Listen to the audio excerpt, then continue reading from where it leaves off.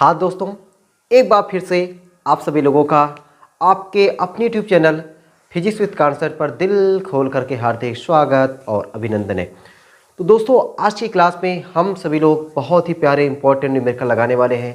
ऐसे न्यूमेरिकल जो आपके एग्जाम में 100% छप सकते हैं। तो ऐसे न्यूमेरिकल को आपको बढ़िया तरीके से तैयार करके ही एग्जाम में जाना है, अगर आप 70 में 70 लाने का ख्वाब रखते हैं तो। ठीक है, 70 में 70 का अगर आपका ख्वाब है तो ऐसे ऐसे न्यूमेरिकल को आपको कतई छोड़ ही नहीं सकते। ठीक है, ऐसे न्यूमेरिकल को आप छोड़ ही नहीं सकते। तो देख रहे हो ऊपर मैंने क्वेश्चंस लिखा हुआ है और क्वेश्चंस को लगाएंगे। अभी लगाने के बाद कुछ एक आध दो क्वेश्चंस और लगाएंगे तो आप देखेंगे हाँ कितने इंपॉर्टेंट क्वेश्चंस आज की क्लास में हम लोग लगा रहे हैं। ठीक है, शुरू करते हैं आज की क्लास को और उसमें देखते भाई कौन कौन सा बढ़िया बढ़िया क्वेश्चंस हमने लिख के रखा हुआ है। चलो भाई, क्वेश्चंस पहला नंबर ये, दूसरा नंबर ये, तीसरा नंबर ये। तो मैं आपको पहले दूसरा नंबर वाला क्वेश्चंस बताता हूँ। ठीक है, अगर इस क्वेश्चंस को आप समझ गए तो पहला क्वेश्चन आपको एकदम सेम है। मैंने पहला और दूसरा क्वेश्चन दोनों सेम है, फिर भी क्यों ले लिया? क्योंकि काफ़ी लोगों को जब प्रतिशत वृद्धि, प्रतिशत कमी, प्रतिशत वाला सवाल जैसे ही देखते हैं ना, उनकी खोपड़ी नाचने लगती है। तो इसलिए मैंने सोचा प्रतिशत वाला सवाल आपके एग्जाम में भाई बहुत इंपॉर्टेंट है। और इसको अगर बता देता हूँ, एक क्वेश्चन दो क्वेश्चन बताएंगे एक ही टाइप का, दो क्वेश्चंस। तो आपको क्या होगा ना, अगर एक बार दो क्वेश्चन लगातार जब देखोगे आपका काफ़ी कॉन्फिडेंस बढ़ेगा कि हाँ लगेगा भाई अब इस टाइप के क्वेश्चंस को अगर आया तो हम लोग उसको तुरंत टपका सकते हैं, तुरंत उसको टपका सकते हैं। चलो भाई, क्वेश्चन नंबर दूसरा शुरू करते हैं। किसी धातु के 20 सेंटीमीटर लंबे, कोई धातु का 20 सेंटीमीटर लंबा तार है, उस तार को खींचकर इसकी लंबाई 25% बढ़ा दी जाती है। पहले तार की लंबाई कितनी थी? 20 थी, इसको खींच करके 25% खींच दी जाती है। अब इसकी जो लंबाई हो जाती है, कितना हो जाती है वो नहीं लिखा है, वो तो आपको निकालना है 25%। तो नए तार के प्रतिरोध में प्रतिशत वृद्धि की गणना कीजिए। तो भाई ऐसे सवाल के देता है। ठीक है, कोई तार है, जैसे मान चलो कि ये हमारा मार्कर तार है, इस तार की लंबाई पहले कितनी थी? 20 सेंटीमीटर। इस तार को खींच दिया गया, क्या कर दिया गया? इस तार को खींच दिया गया और खींच करके इसकी लंबाई कितना कर दिया गया? कितना कर दिया गया ये नहीं बताया, 25% बढ़ा दी जाती है। पहले 20 थी, अब 25% 20 में बढ़ गया। ठीक है, अब जो पहले इसका प्रतिरोध था, अब बाद में कितना प्रतिरोध हो गया है वही आपसे पूछ रहा है। चलो भाई देखो, शुरू करते हैं। मान लेते भाई ये हमारा कोई तार है। ठीक है, माना तार जिसकी प्रारंभिक लंबाई 26 तो दिया हुआ है ना, प्रारंभिक लंबाई को L1 मानते हैं। L1 बराबर हमारा कितना दिया हुआ है? 20 सेंटीमीटर, ये हमको दिया हुआ है। L1 बराबर कितना दिया है? 20 सेंटीमीटर। अब इसको खींच करके इसकी लंबाई 25% बढ़ा दी जाती है। तो L2 जो होता है, L2 बराबर L1 तो रहेगा ही, L1 मतलब बोले तो 20, L1 तो रहेगा ही। अब इस L1 में वृद्धि कर दी जा रही है, कितना का? वृद्धि मतलब प्लस कर दिया जा रहा है, वृद्धि कर दिया जा रहा है। कितना? L1 का 25%, L1 का 25%। तो L2 जो हो रहा है, L1 जगह पे 20 प्लस L1 जगह पे 20 गुणे 25% का मतलब होता है 25/100।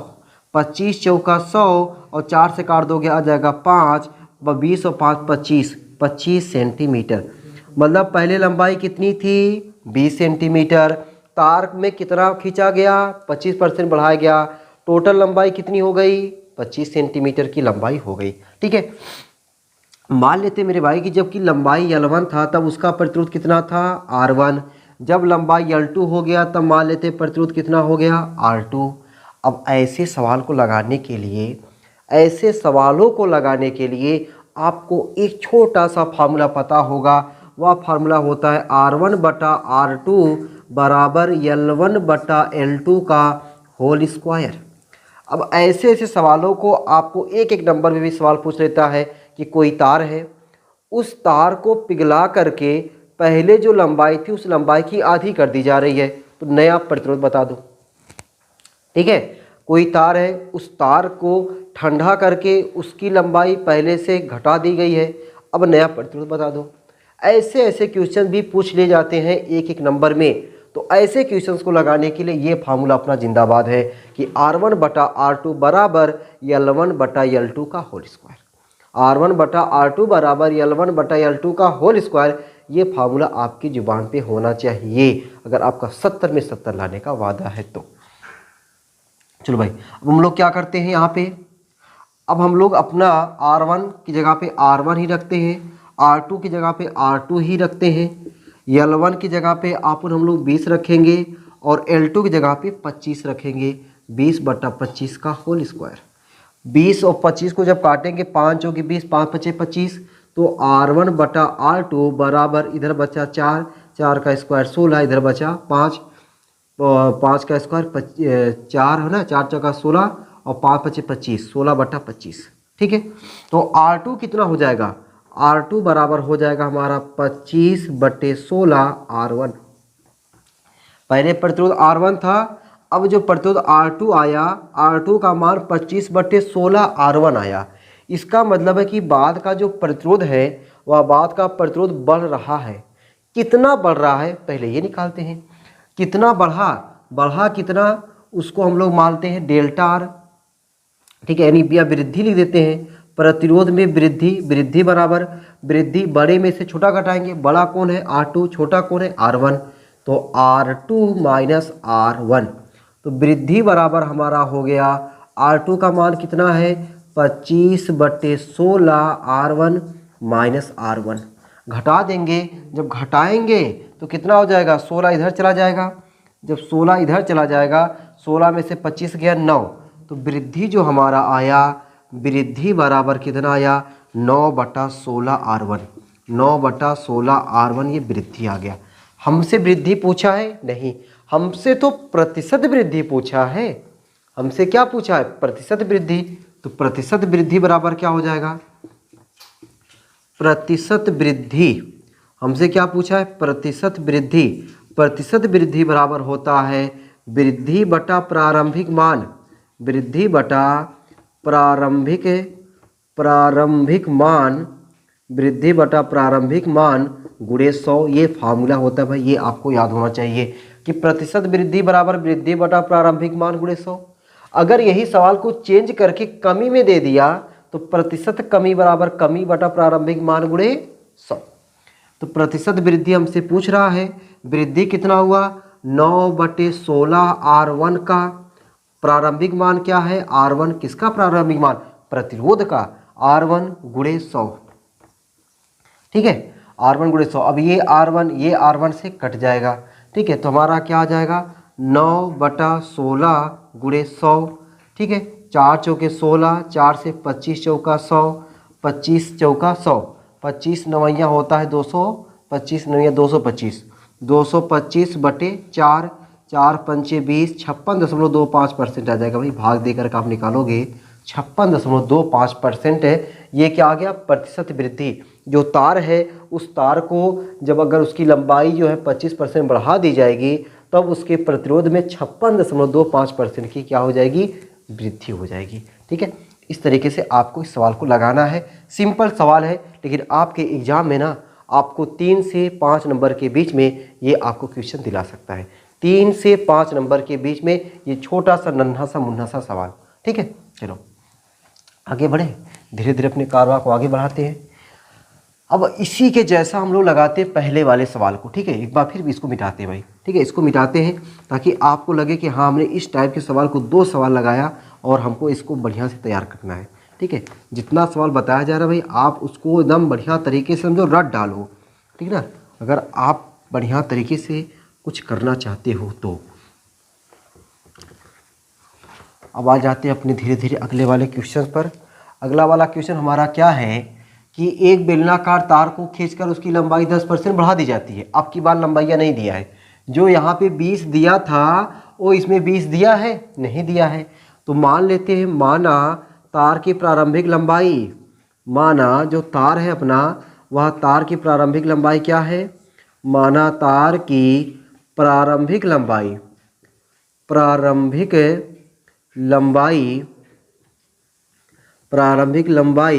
बराबर L1। तार की प्रारंभिक लंबाई क्या है, L1 है। अच्छा, प्रारंभिक लंबाई L1 तथा ये भी मान लेते हैं प्रतिरोध R1 है। जो तार है उस तार की प्रारंभिक लंबाई L1 और प्रतिरोध क्या है, R1 है। ठीक है ना। अब इस लंबाई में यानी L1 में वृद्धि कर दी जा रही है, कितने की? 10% की। तो नई लंबाई, जो आपकी नई लंबाई आ जाएगी, वह नई लंबाई को हम लोग क्या मान लेते हैं? L2। L2 जो हो जाएगा, L1 में वृद्धि की जा रही है, L1 में वृद्धि की जा रही है।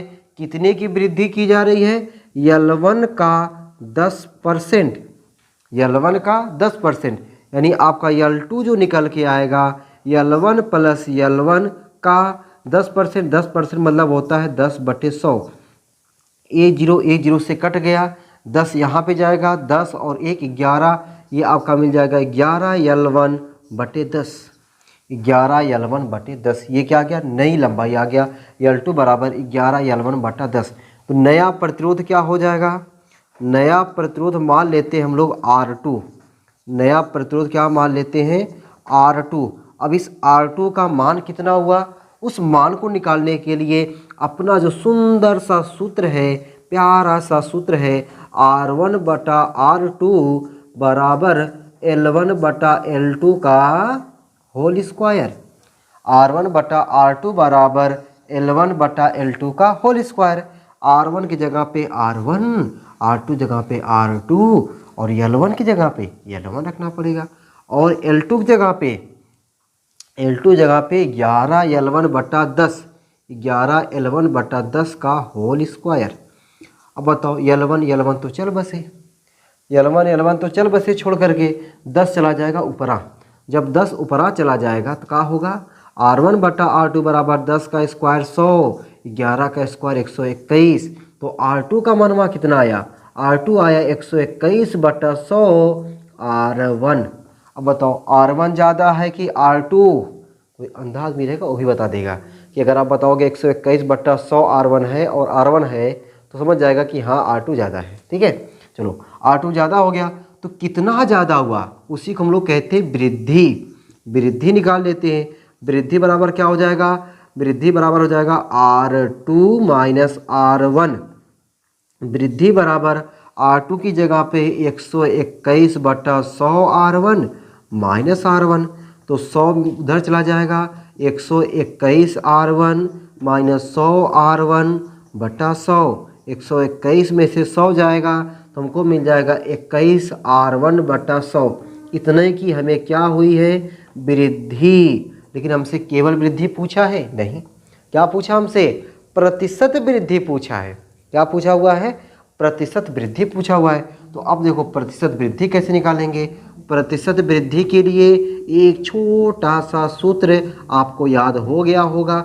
प्रतिशत वृद्धि बराबर क्या होता है? वृद्धि बटा प्रारंभिक मान गुणे 100। वृद्धि कितने का हुआ है? 21 R1/100 का।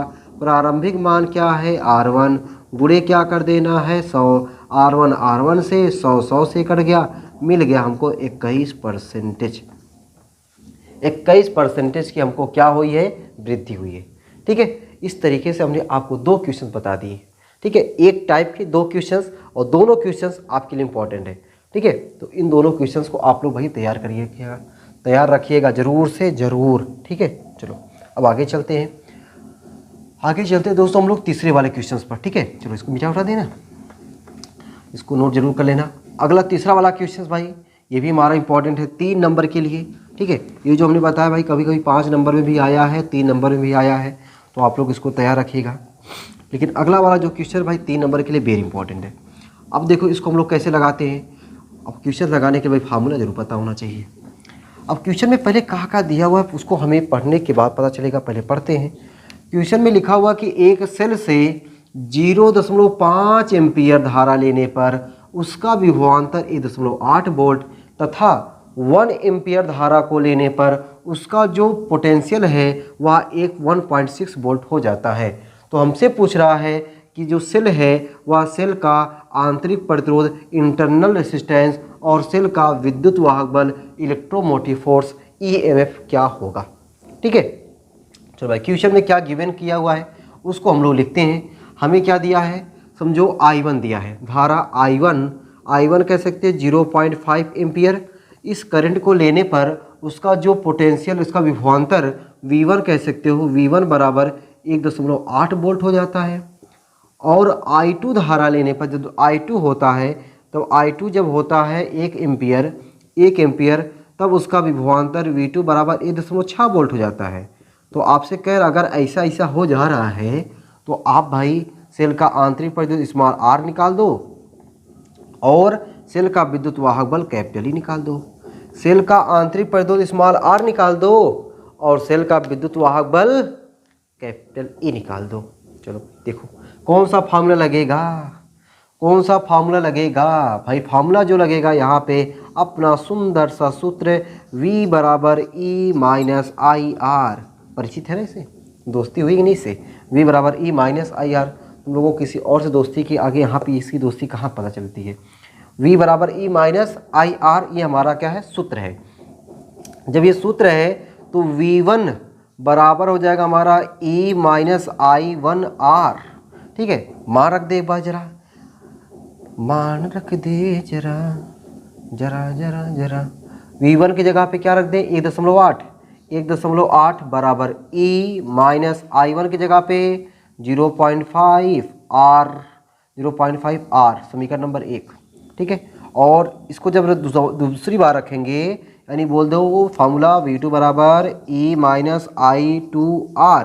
V2 की जगह पे 1.6, E की जगह पे E माइनस I2 की जगह पे 1, R की जगह पे R ही रहने दो।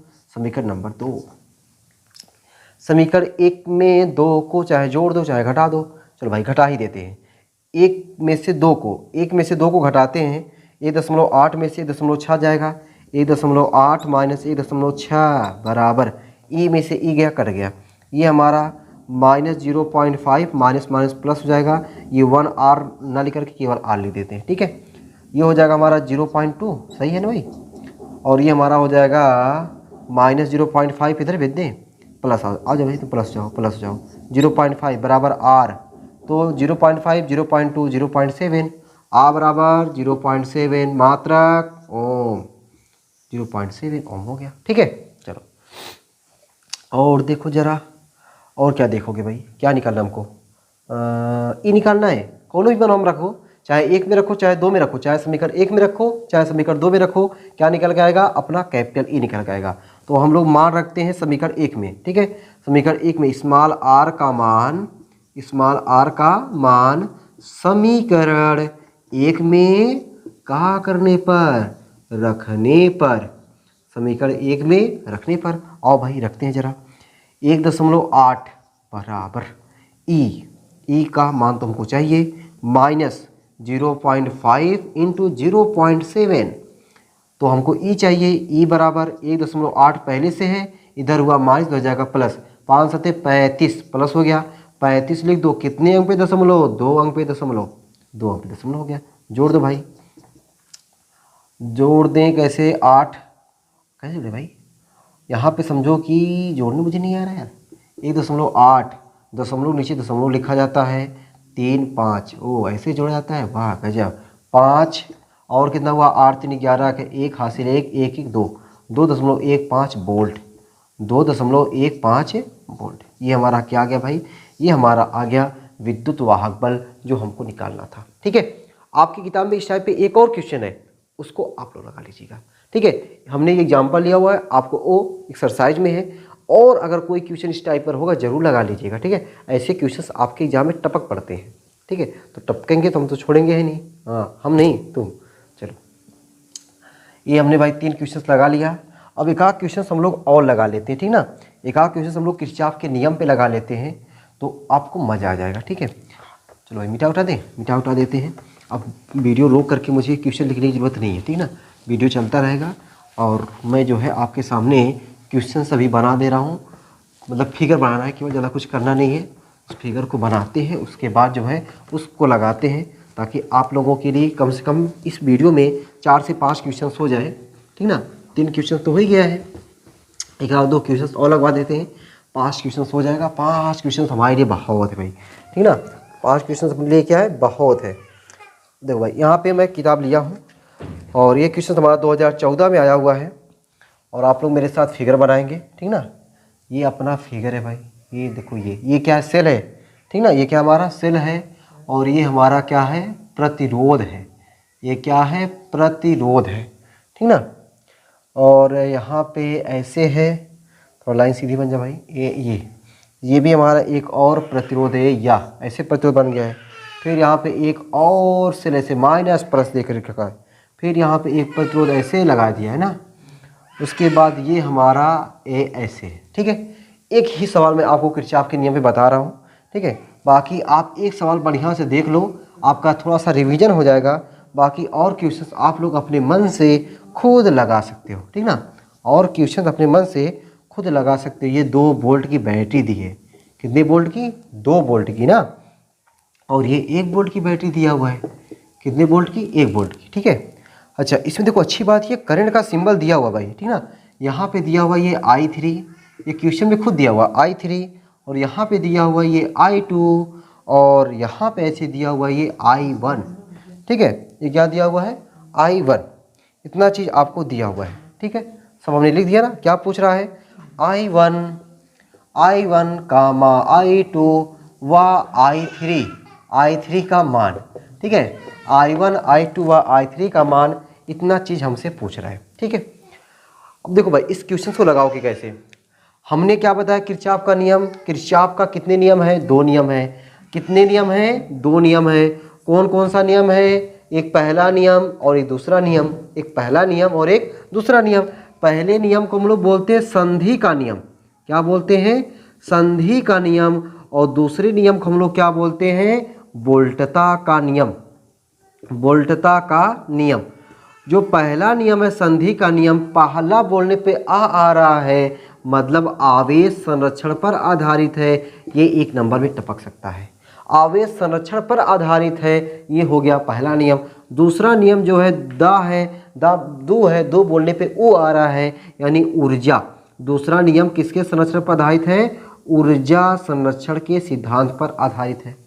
दूसरा नियम किसके संरक्षण पर आधारित है, ऊर्जा संरक्षण के सिद्धांत पर आधारित है। पहला नियम आवेश संरक्षण के सिद्धांत पर आधारित है। पहला नियम को अगर याद किए होगे आप, समेशन I बराबर 0, किसी संधि पर मिलने वाली समस्त धाराओं का बीजगणितीय योग 0 होता है। और दूसरा नियम हमने बताया याद करने का तरीका, सिग्मा IR बराबर सिग्मा E, किसी वैद्युत परिपथ के विभिन्न खंडों में, किसी वैद्युत परिपथ के विभिन्न खंडों में बहने वाली धारा और संगत प्रतिरोध के गुणा का बीजगणितीय योग उस पास में लगने वाले विद्युत वाहक बलों के बीजगणितीय योग के बराबर होता है, ठीक है। चलो, ये हमने आपको नियम बताया हुआ था। अब इसी वाले रूल पर और इसी वाले रूल पर ये हमको सवाल टपका देना है। देखो भाई कैसे लगाते हैं, वही आपको बड़ा ध्यान से समझना है, ठीक है। एक सवाल बढ़िया समझ जाओगे तो आप, ठीक है, आप और क्वेश्चंस लगा सकते हो। और क्वेश्चंस अगर लगाने का आपका मन है तो भाई आप जो है प्लेलिस्ट बनी हुई है क्लास 12 की, वहाँ पे आप प्लेलिस्ट में जाकर देखोगे ना, हमने इस टाइप में बहुत सारे सवाल बताए हुए हैं, ठीक ना। वैसे मैं सोच रहा था न्यूमेरिकल का केवल 2 वीडियो बनाने को, लेकिन पता है न्यूमेरिकल का 3 वीडियो बन गया। मैं खुद नहीं गेस कर पाता हूँ कि भाई ये तो इतना सवाल इंपॉर्टेंट देखते हैं कि इसमें से मैं कौन सा लगवाऊँ जो आपके एग्जाम में छप ही जाए, ठीक है। तो अब ये जो नहीं कि भाई मैं ये क्वेश्चन लगा दिया छप ही जाए, तो आपको देखो अच्छाई इसी में है कि आप इस क्वेश्चन को बढ़िया से देखो, समझो, और इस क्वेश्चन पे 2-3 क्वेश्चन और लगाओ, ताकि आपको अगर घुमा फिरा के भी फिगर दे तब भी आप वहाँ पे लगाने की क्षमता रखो।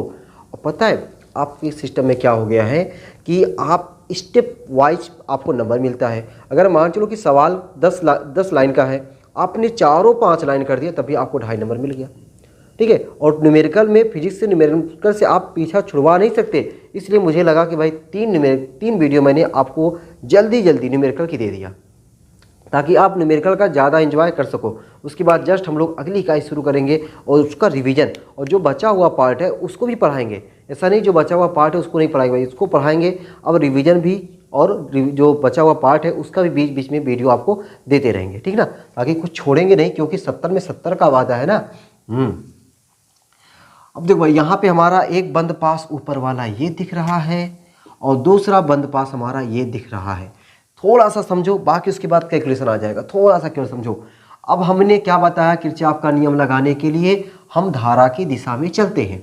धारा की दिशा देखो हमारी इधर है, ये हमारी धारा की दिशा है, ठीक है। धारा की दिशा में जब चलते हैं, धारा और प्रतिरोध की गुणा को क्या लेते हैं, पॉजिटिव लेते हैं। तो धारा क्या है हमारा I3, बंद पास एक में लिख दे भाई, बंद पास एक में, बंद पास एक में, बंद पास एक में कौन सा नियम से, KVL, KVL से, KVL मतलब किरचॉफ वोल्टेज लॉ से। अब किरचॉफ वोल्टेज लॉ यहाँ पे लगाते हैं। जब किरचॉफ वोल्टेज लॉ लगाते हैं तो धारा कितनी है I3, धारा की दिशा में प्रतिरोध कौन है 3 ओम का। इधर आते आते यहाँ पहुँचे, अब यहाँ पे जाएंगे, धारा इधर आ रही है, हम इधर जा रहे हैं, मतलब धारा के विपरीत है। धारा के विपरीत है तो हमको माइनस लेना पड़ेगा। धारा कितनी है I2, प्रतिरोध कितना है 2 बराबर। सेल पे आ जाओ भाई, इधर की दिशा में चले थे 1 वोल्ट, ठीक है 1 वोल्ट, इसमें कोई सेल लगा हुआ है, कोई नहीं, मतलब एक ही रह गया। इसको मिला आपको 3I3 माइनस 2I2 बराबर 1, समीकरण नंबर 1 मानो, बराबर 1 है, देखो ये बराबर 1, समीकरण नंबर 1, ठीक है। चलो बंद पास 2 में बहुत ही आसान है भाई किरचॉफ का नियम, ठीक ना। किरचॉफ के नियम पे सवाल आया, समझो बहुत आसान है। बंद पास 2 में, बंद पास 2 में KVL से, KVL से धारा की दिशा में चलते हैं। किधर चलते हैं, धारा की दिशा में चलते हैं। ये देखो हमारा हो गया धारा की दिशा में, ठीक है। धारा देखो ऐसे दिखाया हुआ है चित्र में, ठीक है। धारा की दिशा में चलते हैं, धारा दिशा में क्या चलेंगे भाई I2, प्रतिरोध क्या है हमारा 2 बरा, और देखो भाई इधर धारा इधर जा रही है, हम भी इधर जा रहे हैं, इधर से आए हम लोग धारा की दिशा में, धारा इधर जा रही है, हम भी इधर जा रहे हैं, ठीक है। धारा कितनी है, प्लस लगा देना, प्लस I1, प्रतिरोध कितना है 4 बराबर। यहाँ पे कोई सेल नहीं, यहाँ पे सेल है, और सेल की दिशा में देखो, धारा दिशा में जब लेंगे तो सेल को हमको क्या लेना पड़ेगा, प्लस लेना पड़ेगा। 2 2 से देखो, 2 यहाँ भी, 2 यहाँ भी, 2 यहाँ भी, 2 2 से छटाई कर दो, जब छटाई करोगे यहाँ मिलेगा I2 प्लस यहाँ पे क्या मिल जाएगा 2I1 बराबर 1, समीकरण नंबर 2, ठीक। इसमें देखो भाई क्या, तो ये हो गया भाई उल्टा। उल्टा मतलब क्या हुआ कि यहाँ पे I3 I2 है, यहाँ पे I2 I1 है, मतलब या तो I3 I2 में होता या तो I1 I2 में होता। तो भाई देखो क्या करेंगे हम लोग, यहाँ से धारा जो निकली I1 यहाँ पहुँची, I1 दो भागों में बट गई, एक I2 और एक I3 में। तो हम लोग लिख सकते हैं चित्र से क्या कि जो I1 है, अपनी धारा जो I1 है वह यहाँ पे पहुँचने के बाद I2 प्लस I3 में हो गई। अब आप चेंज कर सकते हो, चाहे आप I1 जगह पे I2 प्लस I3 लिख सकते हो। तो समीकरण 2 से, समीकरण 2 से, अब समीकरण 2 से क्या करेंगे, I1 की जगह पे, I1 की जगह पे बोलो भाई, I1 जगह पे क्या लिख दें, I2 प्लस I3 बराबर 1। तो I2 plus 2I2 plus 2I3 बराबर 1। I2 जोड़ दो, 3I2 प्लस 2I3 बराबर 1, समीकरण नंबर 3, समीकरण नंबर 3। समीकरण 1 और 3 को जरा ध्यान से देखो, ये 2I2 है, यहाँ पे 3I2 है, यहाँ पे 3I3 है, यहाँ पे 2I3 है। अब देखो आपका काम बनता है यहाँ पे करने को, लेकिन मैं थोड़ा सजेशन दे रहा हूँ कि आपको, अगर आपके दिमाग में ये चल रहा है कि हमको I2 गायब करना है, I2 यहाँ पे 2 है, यहाँ पे 3 है, तो इसमें 2 में, 1 में 3 का गुणा कर दो और 3 में 2 का गुणा कर दो। इसको मैं लिख दे रहा हूँ शब्दों में, समीकरण एक में किससे गुणा कर देना है आपको, समीकरण 1 में 3 से, समीकरण 1 में 3 से तथा समीकरण, जो समीकरण आपका ये कौन सा है 3, समीकरण 3 में कितने से गुणा कर दें, 2 से, कितने से गुणा कर दें, 2 से, 2 से गुणा करके क्या करने पर, देखो ये माइनस है और ये प्लस है, तो माइनस प्लस कब कटेंगे, जब जोड़ दिया जाए, गुणा करके जोड़ने पर। अब तो ये वाला आपस में कट गया। इसमें कितने से गुणा करना है हमको, 3 से, 3 त्रिका 9, 9I3, ठीक है। इसमें कितने से गुणा करना था, 2 से, 2 दूना 4 प्लस 4I3 बराबर, इसमें हमने 3 से गुणा किया है ना, 3 से, हाँ 3 हो जाएगा, यहाँ पे 2 हो जाएगा। 3 + 2, 9 4 13, 13i3 बराबर 4 नहीं 5, 2 3 5 होता है 5।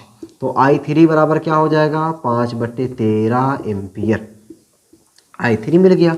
ठीक है, अब i3 मिल गया है तो i3 का मानवा चाहे आप 3 में रखो चाहे आप 1 में रखो, आपको क्या मिल जाएगा, i2 मिल जाएगा। चलो 3 में रखते हैं, तो समीकरण 3 से क्या हो जाएगा, 3i2 + 2i3 जगह पे 5/13 बराबर 1। तो 3i2 बराबर क्या हो जाएगा, 1 - 10/13, 13 के 13, 13 में से 10 गया 3, 3i2 बराबर 3/13, 3 3 तो शहीद हो गया, तो i2 बराबर आ गया आपको 1/13। i2 मिल गया ना, i2 मिल गया। अब i2 मिल गया तो i1 निकल जाएगा, i1 देखो यहाँ से निकल जाएगा। i1 + i2 बराबर कितना है, i1 + i2 बराबर, i1 बराबर है आपका, i1 बराबर i2 + i3। i2 की जगह पे 1/13, i2 की जगह, i3 की जगह पे 5/13, तो i1 बराबर आ गया आपका 6/13 एम्पियर, 6/13 एम्पियर। ठीक है, तो इस तरीके से आपको किरचॉफ के नियम पे जो सवाल है वह सवाल केवल आपको यहीं तक अहमियत है भाई इसकी, ये लाइन और ये लाइन। ठीक है, अगर ये लाइन आपको आ रहा है समझ में, बाकी ये तो गुणा भाग वाला है, किससे कितने से गुणा करे कट जाए, किससे गुणा करे उससे मान निकल के आए, ये तो आपका कक्षा 10 का मैथ हो जाता है। ठीक है, बाकी ये आपका किरचॉफ का नियम लगाने आना चाहिए। किरचॉफ का नियम क्या होता है, किरचॉफ का नियम कैसे लगाया जाता है, ये सब हमने बढ़िया तरीके से रिवीजन कराया है, और रिवीजन के बाद हमने आपको न्यूमेरिकल ही बता दिया है। अब आपका काम बनता है कि न्यूमेरिकल लगाने के बाद कुछ और न्यूमेरिकल ऐसे न्यूमेरिकल जो एग्जाम में आए हुए हैं, ऐसे न्यूमेरिकल को अब आपको टाइम और दे देने की ज़रूरत है। ठीक है, इतना टाइम दे देंगे तो मुझे उम्मीद है कि आप सभी लोगों को ये जो 15 नंबर हमने आपका रिवीजन कराया है ना, 15 नंबर में आपका 14 नंबर, 15 नंबर, 13 नंबर से कम कभी आ ही नहीं सकता है। ठीक है, अब दोस्तों हम लोग अपनी जो अगली इकाई जो भाई काफ़ी लोगों को बहुत डरावनी लगती है, ठीक है, चुंबक वाला इकाई शुरू करते जो अपना लंबा है। ठीक है, तो उसमें आपको कई रिवीजन की वीडियो देनी पड़ेगी, कोई बात नहीं, रिवीजन की क्लास लगातार चलती रहेगी। बस आप लोग जैसे मैं आपको मेहनत करके दे रहा हूँ, आप लोग भी अपना प्यार दुलार हम पर ऐसे ही बरसाए रहें, हंसते रहें, मुस्कुराते रहें और पढ़ाई लिखाई को शानदार ज़बरदस्त तरीके से करते रहें। ठीक है, चलो फिर मिलते हैं आपको अगली रिवीजन की क्लास में, तब तक स्वस्थ रहें, हंसते रहें और मस्ते रहें। चलो भाई सबको बाय बाय।